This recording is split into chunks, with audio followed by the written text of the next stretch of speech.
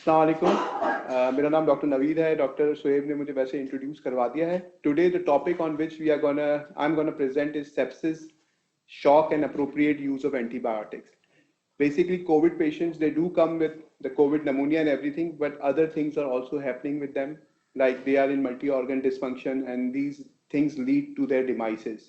The mortality is not only because of the COVID, but because of other things which are happening as well.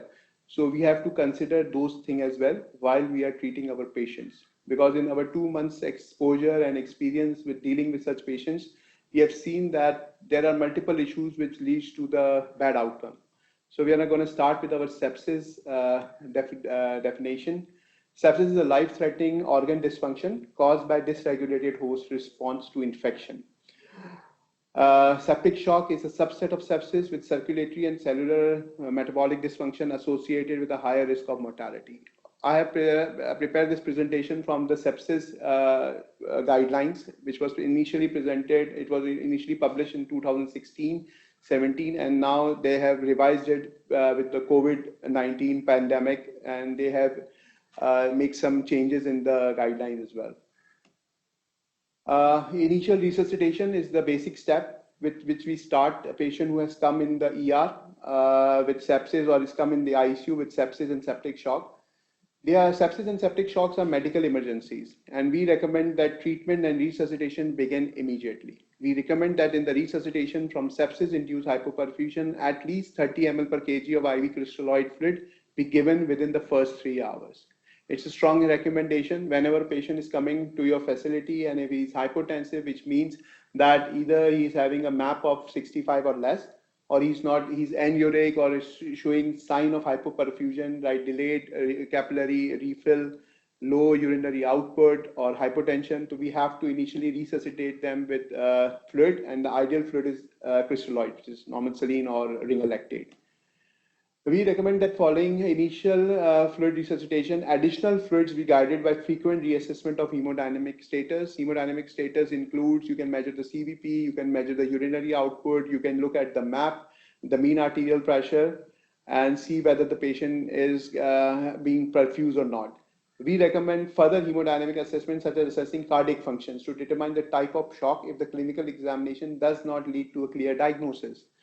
At times when you're giving fluid and the patient is not getting better, it means that the patient is having something more than a sepsis. Maybe he is having sepsis-induced cardiomyopathy or something, a non-ST elevated MI, which is very common with pneumonia and things like that. It is also very common of involvement of the cardiac with the COVID pneumonia as well.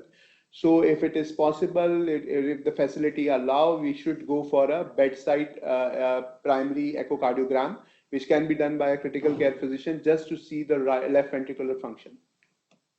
We suggest that dynamic over static variables be used to predict fluid responsiveness where available. We recommend an initial target mean MAP of 65 in patients with septic shock requiring vasopressors. So 65 is the cutoff number which we have which is recommended in all the societies of critical care medicine around the world. And this number is the number where the major organs can be perfused. We suggest guiding resuscitation to normalize lactate in patients with elevated lactate levels as a marker of tissue perfusion. Lactate is an expensive test, not available readily around the globe even, and obviously in Pakistan as well, but we use it as a surrogate marker to see the responsiveness of fluid or whether we are able to perfuse the patient or not. So lactate clearance is very important, and it has a mortality benefit if you clear it as early as possible. Then we come to the basic ventilation, although people have discussed this, but this is something very short, which has been given in the recent guidelines published by the Surviving Sepsis Campaign, Society of Critical Care Medicine. In adults with COVID-19, we suggest starting supplemental oxygen if the peripheral oxygen saturation is 92% and less, and recommend starting supplemental oxygen if saturation is less than 90, which is a very strong evidence. In adults with COVID-19 and acute hypoxic respiratory failure, on oxygen, we recommend that saturations should be maintained no higher than 96. Hyperoxia is not very good for the body. So 96, around 95, 96%, if the patient is maintaining such a saturation, it is enough. For adults with COVID-19 and acute hypoxic respiratory failure, despite conventional oxygen therapy, we suggest using high flow nasal cannula over conventional oxygen therapy. In adults with COVID-19 and acute hypoxemic respiratory failure, we suggest using high flow nasal cannula over a CPAP or a BiPAP. In adults with COVID-19 and acute hypoxemic respiratory failure, if high flow nasal cannula is not available and there is no urgent indication for endotracheal intubation, we suggest a trial of non-invasive positive pressure ventilation with close monitoring and short interval assessment for worsening of respiratory failure. Although it has a weak recommendation, but you have seen in the current situation, in the current crisis, that we don't have enough ventilators. So at times we have to deal with patients which can be managed on a CPAP or a BiPAP, which is a non-invasive positive pressure ventilation. In adults with COVID-19 receiving non-invasive ventilation or high flow nasal cannula, we recommend close monitoring for worsening of respiratory status and early intubation in a controlled setting if worsening occurs.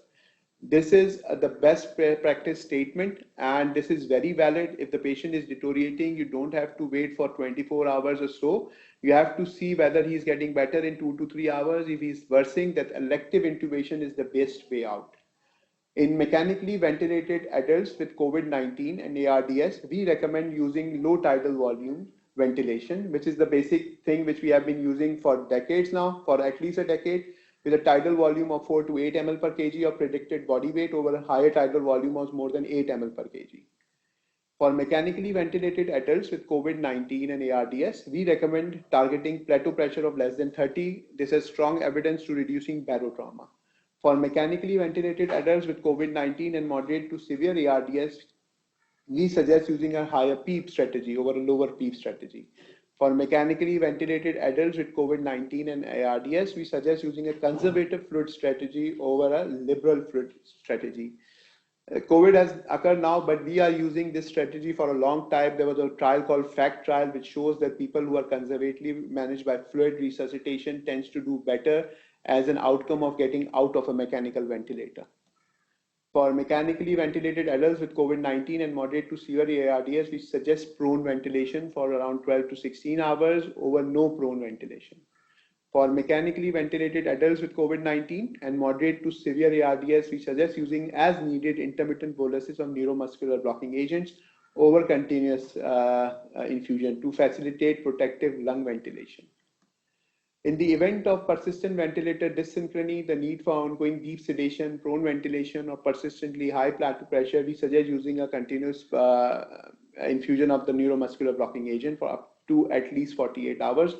This is a weak recommendation, but it was recommended previously as well. And obviously in patients with COVID and ARDS, this has been initiated as well. In mechanically ventilated adults with COVID-19 ARDS, we recommend against the routine use of inhaled nitric oxide. Although nitric oxide is not available in Pakistan, but they haven't recommended it yet in the guidelines. In mechanically ventilated adults with COVID-19, severe ARDS and hypoxemia, despite optimizing ventilation and other rescue strategies, we suggest a trial of inhaled pulmonary vasodilator as a rescue therapy if no rapid improvement in oxygen is observed, and it should be tapered. Nitric oxide is one of the potential pulmonary vasodilator. For mechanically ventilated adults with COVID-19 and hypoxemia, despite optimized ventilation, we suggest using recruitment maneuver over not using recruitment maneuvers. In recruitment maneuvers are used, we recommend against using staircase, intermittent, incremental PEEP recruitment maneuvers, which is a strong indication. It has been done previously as well.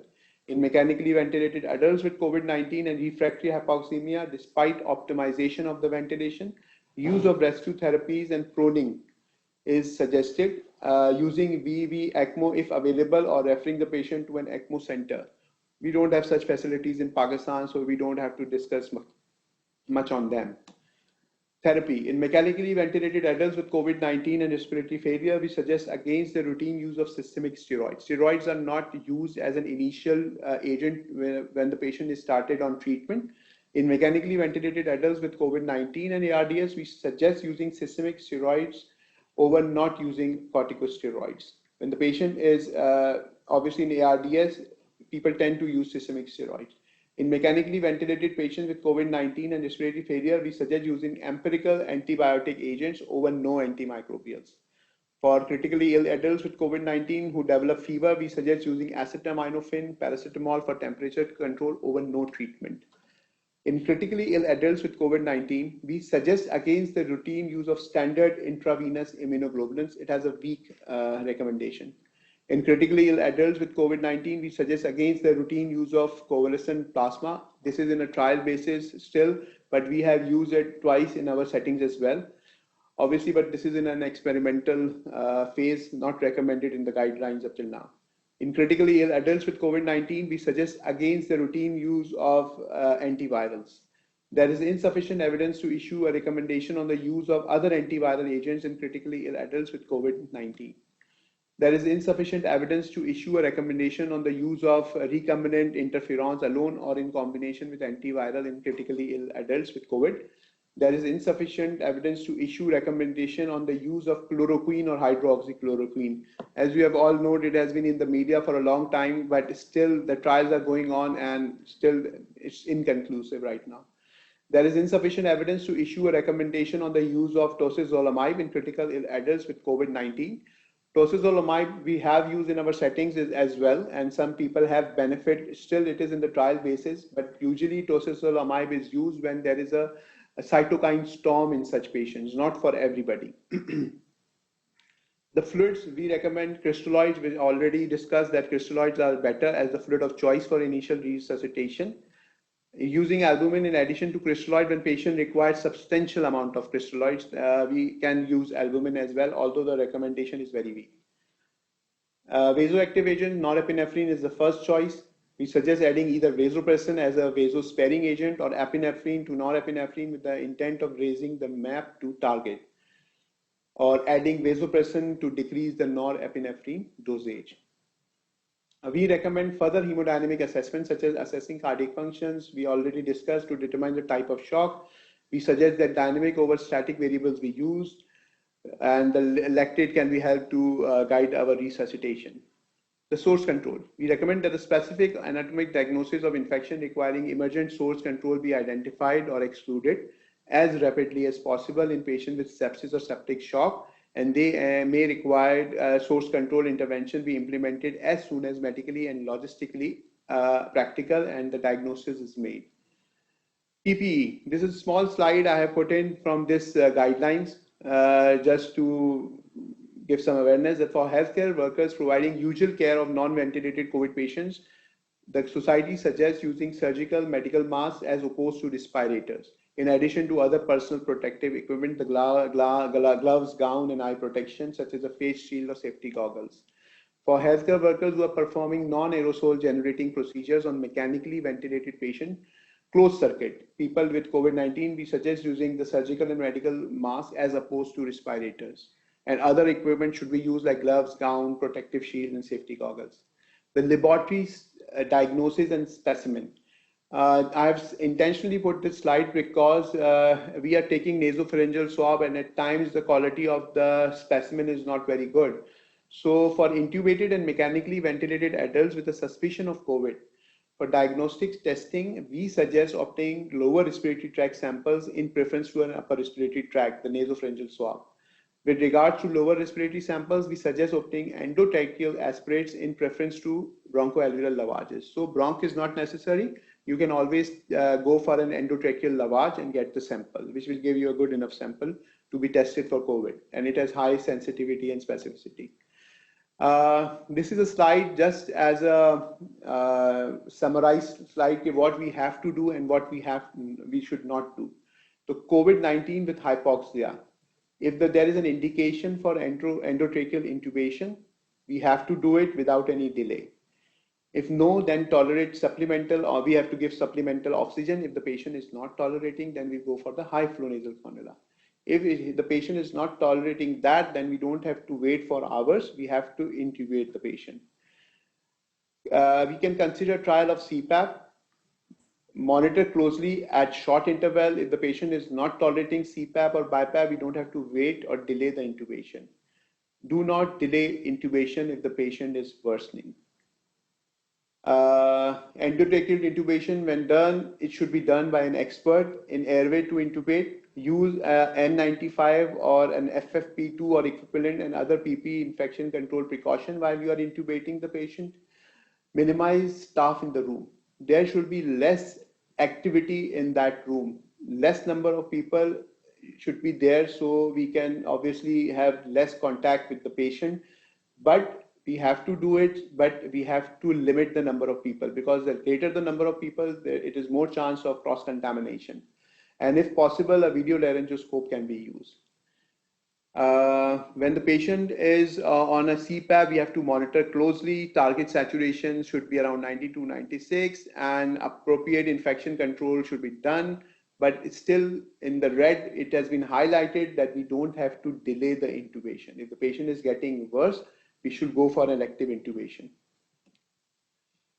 This is with reference to the mild and moderate to severe ARDS. This is just a summarized slide. With mild ARDS, we have to treat like 4 to 8 ml per kg, plateau pressure less than 30, investigate for bacterial superimposed infections, target saturation 92 to 96, conservative fluid strategy, empirical antibiotics should be given. Systemic steroids, it's a question mark. If you feel, if this is the decision of the physician, if we feel the patient is getting worse or you don't have any other options, steroids can be used. Moderate to severe ARDS, higher PEEP, neuromuscular blocking agents, traditional recruitment measures, prone ventilation, short courses of systemic steroids can be given in severe ARDS, moderate to severe. And if the patient is the rescue therapy is antiviral, chloroquine, interleukin 6 therapy, neuromuscular blocking agent, prone ventilation, nitric oxide, ECMO, they have all been tried with some evidence that some people benefit, some people don't. But these are also the rescue therapies where you can't do anything when we have to go for these therapies if available. Then the antimicrobial therapy, the stewardship, we recommend that empirical antimicrobial therapy be narrowed once pathogen identification and sensitivities are established or adequate clinical improvement is noted. You have to hit them hard, but you have to de-escalate the antibiotics as soon as possible. We suggest that an antimicrobial treatment duration of 7 to 10 days is adequate for most serious infections associated with sepsis and septic shock. Always if the ID is there, you should always have infectious disease scope to be there to help you out in such decisions. We recommend daily assessment of de-escalation of antimicrobial therapy in patients with sepsis and septic shock. And we suggest that measurement of procalcitonin levels can be used to support shortening the duration of antimicrobial therapy in sepsis patients. Thank you very much. Thank you, Dr. Naveed, for a nice presentation. There are a few questions from the audience which I'll convey to you. One is that you mentioned we can use high flow nasal cannula. Is there any infection control measure because it's a high aerosol generating procedure? Currently, there has been some guidelines and there have been some papers which has been published that show that high flow nasal cannula is still better in as compared to the non-invasive ventilation. It generates lesser amount of aerosol as compared to the non-invasive or a CPAP. So if high flow nasal cannula is available, we should go for that. But these kind of measures should be ideally be doing in a negative pressure room. So if the negative pressure room is there, the high flow nasal cannula still is better than the CPAP or the BiPAP in generating these aerosolized form of the virus. Okay. What is the antiviral regimen you are using in your center for patients with severe ARDS and cytokine storm? Basically, we are not as such using antiviral therapy because remdesivir is now being tested. You have all been reading about it, but in our we are just treating it with hydroxychloroquine, with which we have done in the past as well. We have tocozolamide, we have used in cytokine storms. We have given it around 4 to 8 ml per kg. Depending on the LFTs and other thing, you have to tailor the dose.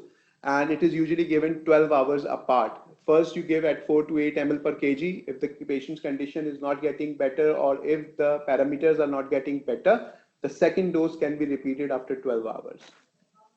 Another question is, when can we use BiPAP and CPAP in these patients? BiPAP and CPAP, still there is a big question for that. People are arguing whether they are going to delay the intubation. Obviously, the patient is on a BiPAP, you are keeping him on a BiPAP, he's going to get worse and worse, and then you intubate in a very critical state. So still it's a question mark, but still people are using it because everybody knows there is a shortage of ventilators around the world, not even in Pakistan, around the world. So we need some other strategies, hopefully to make some patient escape intubation. But still, if the high flow nasal cannula is available, it should be the preferred choice. Why with high flow nasal cannula? What's the reason behind? This is a question.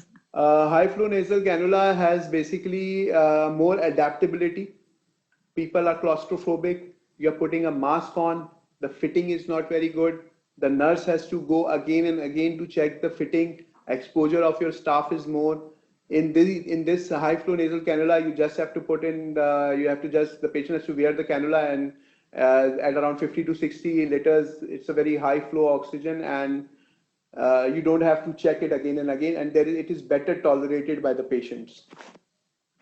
Another question, if thrombosis is more observed in COVID patient, then why are we not using Disprin as antibiotic instead of paracetamol?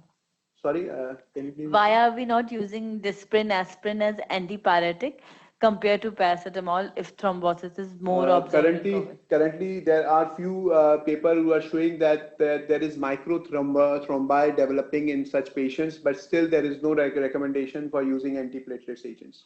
Another question is there's high risk of cardiomyopathy in COVID patient. Is it better to do echo first before giving any fluid resuscitation? Uh, Echo is a dynamic process. Obviously, as intensivists, we always love to do echo before going for anything else. But in COVID patients, there is limitation at times of the availability of the PPs and the technicians who is coming in, and a proper echo with a high PEEP is usually not possible as well, because if a patient is on a high PEEP, the lungs are so expanded that you are not being able to properly make that window to look at the echo. But still, if there is an expertise, if you are able to do it, it is better to do an echo. uh, you can't lose.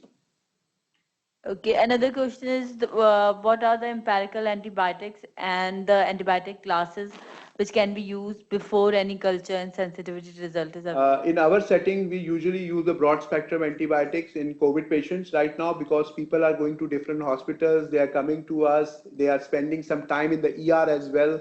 So we usually go for a carbapenem or a tazobactam with vancomycin. And another question is like as HCQ has been used in in our hospital, so what's the in term of evidence, what's the result and effectiveness of HCQ in COVID patients? We don't have such data right now, because SCQ was at times abandoned because of the prolongation of the QTC interval. So while I was doing my ICU 2 weeks back, so there were some patients who were not tolerating SCQ quite well, and we have to discontinue those drugs as well. Similarly, another one has asked that if the convalescent plasma therapy is useful, then why are the patient not recovering from COVID-19? Plasma is still in experimental. We don't know whether it is useful or whether it is not useful. It is still under trial. We can use it as a escape therapy, or if you're not able to do anything, it can be done, but still the trials are going on. We don't have any evidence on that. And another question, are we using prophylactic enoxaparin or heparin in COVID patient to raise the DVT damage? prophylaxis and GI prophylaxis is the standard of care in all our critical care units. So we do it for everybody, COVID or non-COVID. We use the DVT and GI prophylaxis.